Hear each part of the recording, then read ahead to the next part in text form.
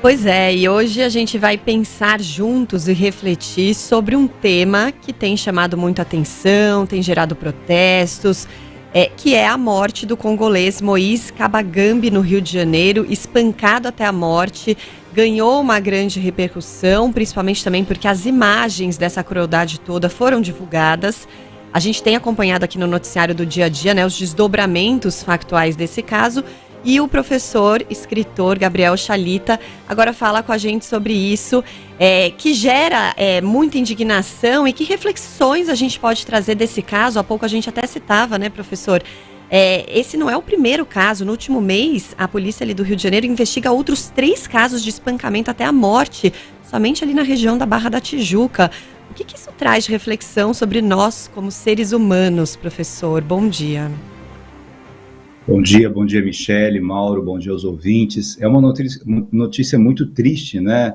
Falar sobre esse jovem Moïse, falar sobre a dor da sua mãe, falar sobre os seus irmãos, falar sobre o que significou já a vida dele sair do Congo e veio para o Brasil, né? Porque veio para o Rio, né? Uma terra que tem o Cristo de braços abertos para receber as pessoas, para acolher as pessoas, e de repente é espancado até a morte. Eu acho que aqui, sob o ponto de vista filosófico, vale uma reflexão do tipo de humanidade que nós estamos construindo, né? Há muitas teorias na filosofia que tentam entender se o ser humano é bom ou se o ser humano é mau em essência.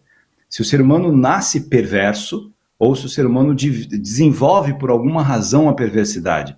Um dos principais pensadores que debruçou sobre o tema, que foi Rousseau diz que não, que o homem ele é bom, ele nasce livre, ele é bom, mas ele vai se acorrentando por todos os lados pela sociedade em que ele vive e ele vai se transformando numa pessoa perigosa socialmente. Veja que coisa instigante aqui. Nós somos seres sociais e nós somos seres dotados de emoção. Quando você vê alguém chorando, quando você vê alguém com alguma dor, a nossa tendência natural é ter compaixão, né? Compaixão é compartilhar a paixão, a dor do outro. Se de repente há uma inversão disso, eu começo a achar normal resolver um problema que eu tenho numa barraca, na Barra da Tijuca, ou qualquer outro problema com o vizinho, ou no trânsito, ou numa escola, ou numa briga de torcida, e eu começo a resolver esse problema espancando alguém, batendo em alguém, humilhando em alguém, destruindo em alguém, há uma inversão do que é a própria humanidade. É muito instigante nós refletirmos sobre isso. Há uma outra pensadora, né, chamada Hannah Arendt, que analisou muito sobre o nazismo, e ela tem uma obra em que ela se debruça sobre a banalidade do mal. Eu não posso tratar o mal como uma banalidade.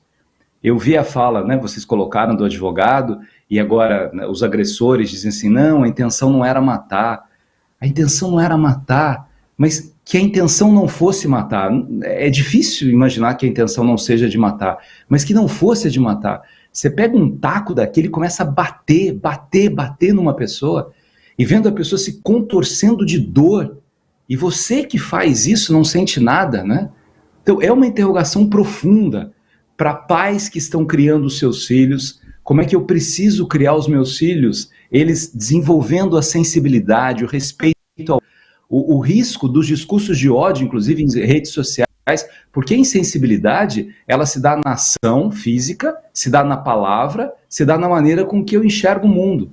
Ou eu acredito na construção de uma sociedade de paz, ou a gente vai para a barbárie, né?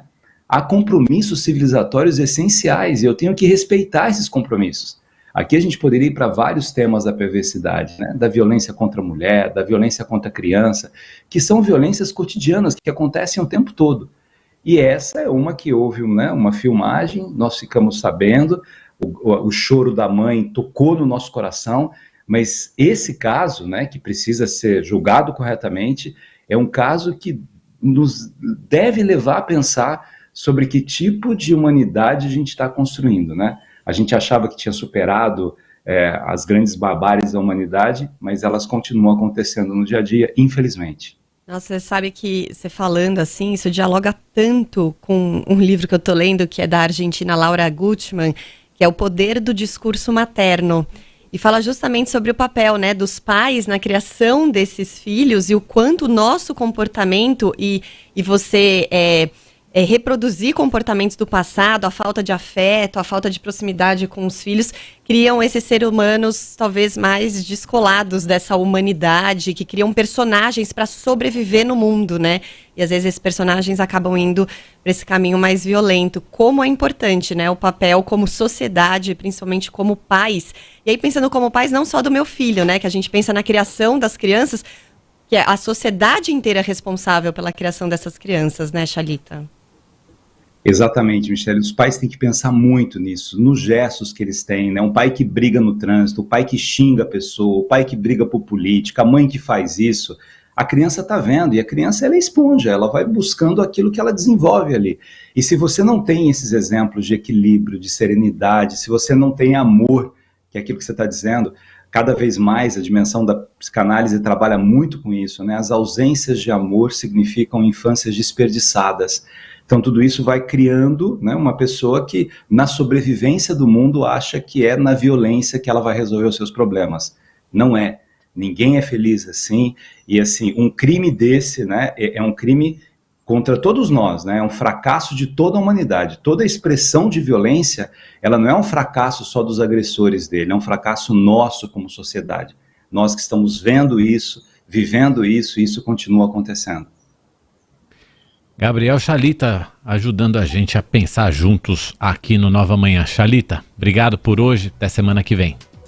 Obrigada, Obrigado. Chalita.